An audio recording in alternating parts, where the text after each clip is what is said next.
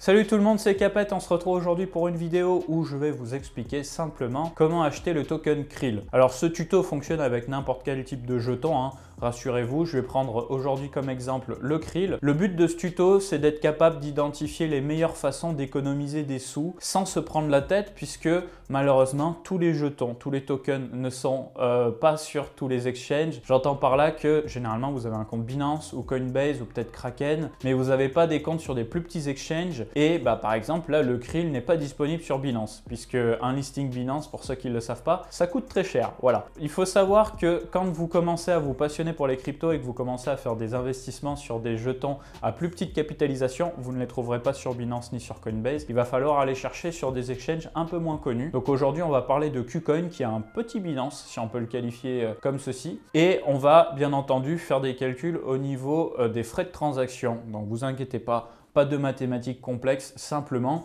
évitez de se faire pigeonner, évitez de faire des bêtises et payer des frais n'importe comment pour rien. Donc voilà, c'est parti, je vais vous expliquer comment acheter du Krill avec des crypto-monnaies et comment acheter du Krill aussi avec de la monnaie fiduciaire. Je vais prendre pour exemple la carte bancaire simplement pour ceux qui veulent faire un achat via carte bancaire. Voilà, c'est parti. On démarre cette vidéo, je vais vous expliquer comment acheter avec des crypto-monnaies le jeton qui vous intéresse. Donc on va se rendre sur CoinGecko. Voilà, c'est un équivalent de CoinMarketCap, les lags en moins. J'aime beaucoup cette plateforme parce que vous voyez, si je clique sur n'importe quoi, ça charge instantanément, ça chipote pas. Donc c'est une plateforme qui vous permet de surveiller les prix des différentes crypto-monnaies. Moi je vais m'en servir aussi pour savoir sur quelle plateforme je vais pouvoir acheter la crypto-monnaie qui m'intéresse. Donc en haut à droite, je tape dans le champ de recherche Krill et je clique dessus.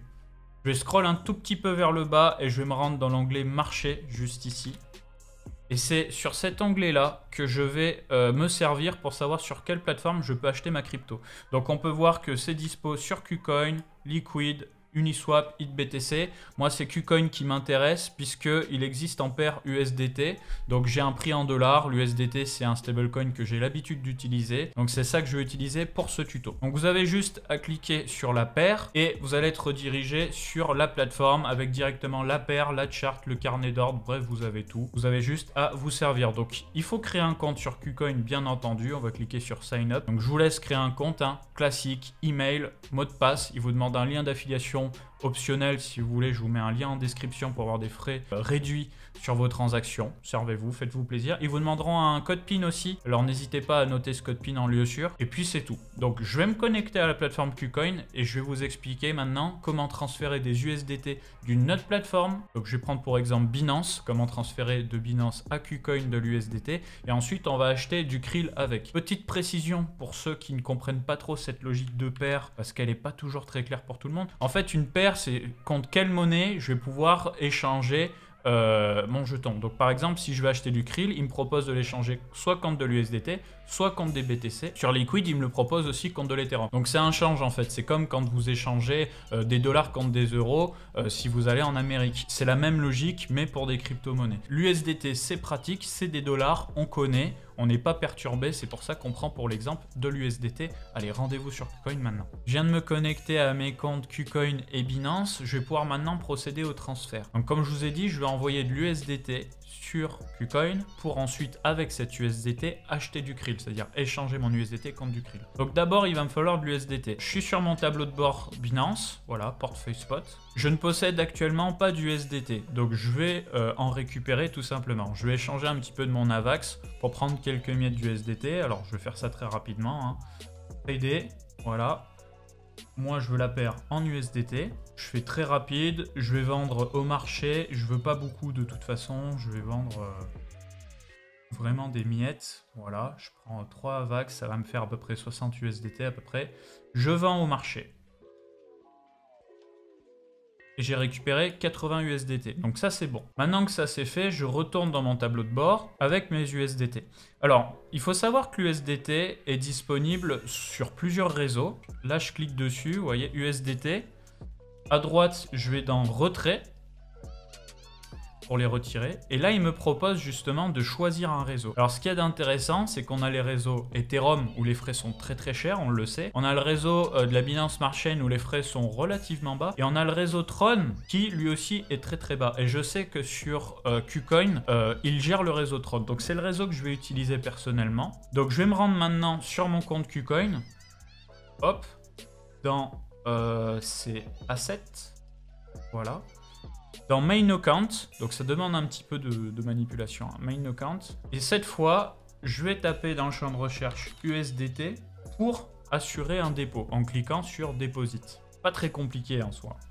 Voilà, je choisis bien le réseau Tron TRC20 ici et il me génère une adresse Tron TRC20 que je copie-colle sans faute dans l'adresse de dépôt côté Binance. Voilà. Donc, je vais envoyer les 80 $. Ils me prennent 1 $ de frais. Donc, franchement, c'est pas grand-chose. Ça fait plaisir. Voilà. Et je fais mon retrait. Donc, il me demande bien de vérifier que c'est OK. Je fais continuer. Donc, pour assurer le retrait, il vous demande toujours d'envoyer à votre adresse mail un code plus le code de vérification en 2 étapes que vous avez mis normalement si vous avez bien sécurisé votre compte. Donc je vais le faire, je vais pas vous le montrer en vidéo et on se retrouve tout de suite sur KuCoin une fois que j'ai reçu mon argent. Hop hop hop, juste précision avant de continuer parce que je veux vraiment être sûr que vous fassiez pas de bêtises parce que sinon vous risquez de perdre votre argent. Vous avez peut-être pas vu ma vidéo comment transférer de l'argent d'un exchange à un autre exchange, je vous la laisse en description, elle est vraiment importante, il faut bien saisir cette histoire de réseau. Donc là je vous ai montré pour l'exemple TRC20, le réseau TRC20 il est géré par Binance, il est géré par KuCoin, il est géré par FTX, j'en ai une preuve ici, voilà, on peut voir qu'on a bien TRC20, mais c'est pas le cas de Coinbase par exemple. Donc si par exemple vous avez un compte Coinbase et que vous voulez envoyer des USDC, parce que d'ailleurs il ne gère pas l'USDT, comprenez bien que l'USDC ce sera uniquement sur le réseau Ethereum, donc avec des frais qui sont beaucoup plus chers. Donc à ce moment-là, il peut être intéressant de passer par une autre monnaie. Dans le cas de Coinbase, vous pouvez prendre par exemple le Cardano, qui a des frais de transaction relativement bas. Vous pouvez prendre... Il y a quoi d'autre avec des frais bas? Tout en bas, vous avez le Zcash qui a des frais relativement bas aussi. Voilà, il faut chasser les réseaux avec les frais les plus bas en fonction de l'exchange. Moi, j'ai pris pour exemple Tron pour Binance et pour KuCoin parce que je sais qu'il le gère et je sais qu'on est sur 1 $ de frais. Mais ne vous trompez pas là-dessus parce que si vous vous trompez de réseau, malheureusement, vous perdez toute la caisse. Donc, il faut vraiment pas faire de bêtises par rapport à ça. Maintenant que ça, c'est compris, vous pouvez voir que sur mon compte KuCoin, j'ai bien les USDT, ils ont bien été reçus, mais il faut que je les transvase de mon compte main à mon compte de trading pour acheter des krill. Donc il me semble que c'est dans transfert, voilà, de main à trading account USD, donc là je mets le montant, hop, et je confirme pour faire la transaction. Parce qu'en fait, sur KuCoin, et il y a quasiment que sur KuCoin ça se passe comme ça, il dissocie votre compte où vous avez votre argent et le compte sur lequel vous allez faire du trading. Je pense pour des raisons de sécurité. Donc, il faut toujours transvaser les fonds. Et une fois que c'est transvasé, vous pouvez utiliser les USDT. Vous voyez, là, je les ai bien. Maintenant, il faut que j'achète du krill avec. Donc, cette fois, je vais chercher krill. Voilà, je l'ai. Je clique sur le bouton Trade.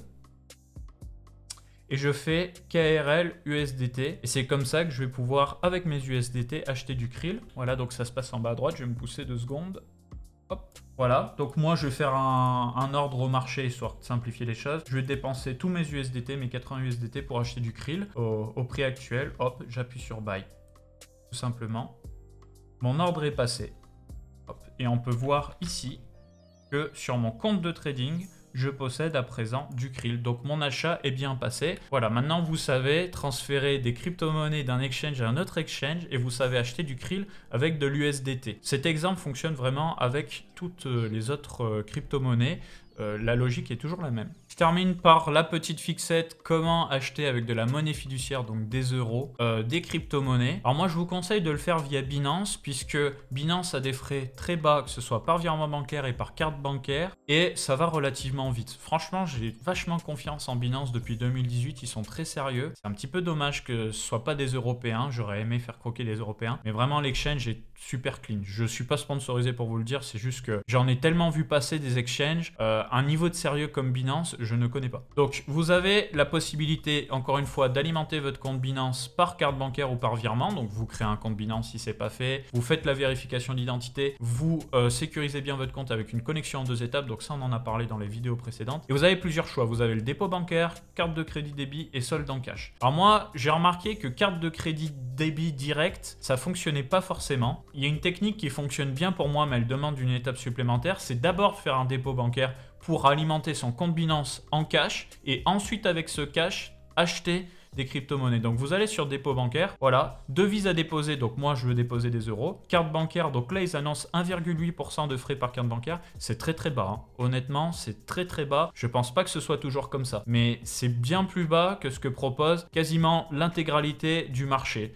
Donc franchement, quand le marché est en train de corriger sec, que vous voyez les prix super bas, que vous avez des belles opportunités d'achat, des fois il vaut mieux accepter les 1,8% de frais plutôt que se dire ouais je vais économiser 1%, je vais faire un virement bancaire, mais le temps que la banque elle envoie le virement, etc. Si le compte n'est pas déjà prêt, c'est un peu chiant. La carte bancaire c'est pas mal pour les achats compulsifs. Bon ça c'est mon avis personnellement. Moi j'aime bien quand ça corrige sec mettre par carte bancaire. Voilà, vous choisissez la carte, vous faites continuer, vous mettez le montant. Donc je crois qu'il y a un montant minimum.